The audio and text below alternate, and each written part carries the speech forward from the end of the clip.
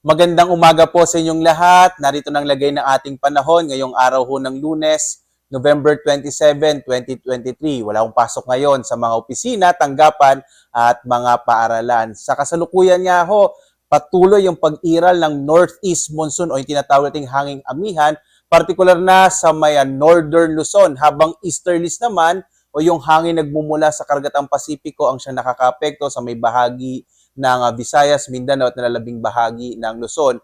Mapapansin ho ninyo, bagamat meron tayong northeast monsoon sa northern part ng bansa at easterly sa nalalabing bahagi ng ating kapuluan, ay wala tayong shear line ho ngayon, no, kung saan yung banggaan ng mainit at malamig na hangin. Dahil ho yung temperatura at ang tinatawag nating temperature difference sa pagitan ho ng northeast monsoon at easterlies ay hindi ganoon kataas. At dahil ho doon, hindi masyadong nagkakaroon ng mga kaulapan na maaring tinatawag natin nga hong na shear line at maaaring magpaulan, particular na dito sa may central part ng ating bansa.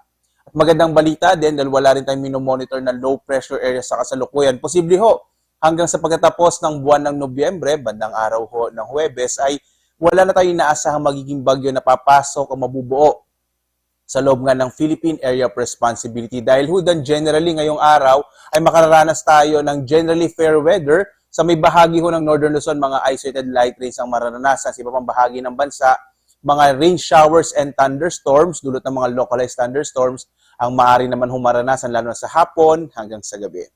Tingnan ho natin magiging lagay ng panahon dito sa Luzon.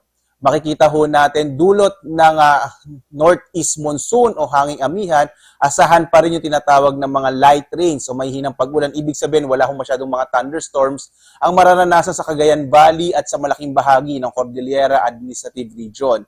Dito naman sa Ilocos Region, asahan yung mga isolated light rains habang sa lalabing bahagi ng ating bansa. Posible pa rin hong maranasan yung mga isolated rain showers and thunderstorms ano na sa hapon hanggang sa gabi. Yung agwat nga ng temperatura natin sa Lawag nasa 24 to 33 degrees Celsius, sa Baguio hanggang 25 degrees Celsius, sa Tuguegarao naman hanggang 30 degrees Celsius, sa Kamaynilaan 23 to 31 degrees Celsius, sa Tagaytay naman nasa 22 to 29 degrees Celsius, habang sa Legazpi nasa 24 to 32 degrees Celsius, sa Kalayaan Islands 25 to 32 degrees Celsius, sa Puerto Princesa naman ho nasa 25 to 32 degrees Celsius. Dumako tayo sa bahagi naman ng Visayas at Mindanao.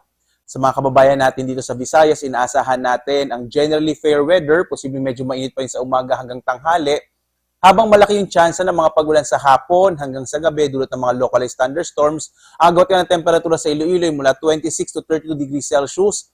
Sa mga kababayan natin sa Cebu, ang agwat ng temperatura ay 26 to 32 degrees Celsius, habang sa Tacloban, 25 to 32 degrees Celsius.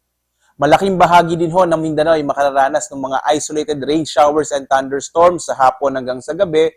Dulot pa rin yan itong mga localized thunderstorms kung saan patuloy pa rin yung pag-iral ng easterlies o yung hangin nagmumula sa Karagatang Pasipiko. Yung agwat ng temperatura natin sa Zamboanga ay mula 24 to 34 degrees Celsius. Sa bahagi ng Cagayan de Oro, nasa 24 to 31 degrees Celsius, habang sa Davao, 25 to 33 degrees Celsius. At sa pag-iral nga ho ng amihan, may nakataas pa rin tayong gale warning, particularly dito po sa mga bahagi ng Batanes, Ilocos Norte, Cagayan kasama yung Babuyan Islands, at dito sa may bahagi ng Isabela. Yung mga baybayin ho ng mga nasabing mga lalawigan at mga lugar sa ating bansa, inaasahan pa rin natin magiging malakas yung pag-alon ng karagatan. Kaya ho, hanggat maaari, iwasan mo nang pumalaot dito sa mga bahaging ito ng ating bansa dahil inaasahan nga natin na magiging napakaalon ng karagatan, dulot pa rin niya ng hanging amihan. So iwasan muna pong pumalaot sa mga kababayan natin na may maliliit na sasakyang pandagat at maliliit na mga bangka. At narito ho magiging lagay ng panahon natin sa mga susunod na araw. Makikita ho natin ay posible ho na muling umiral yung amihan bukas, kaya ho dito sa may bahagi ng Kamaynilaan, pwedeng medyo bumabaho yung temperatura natin.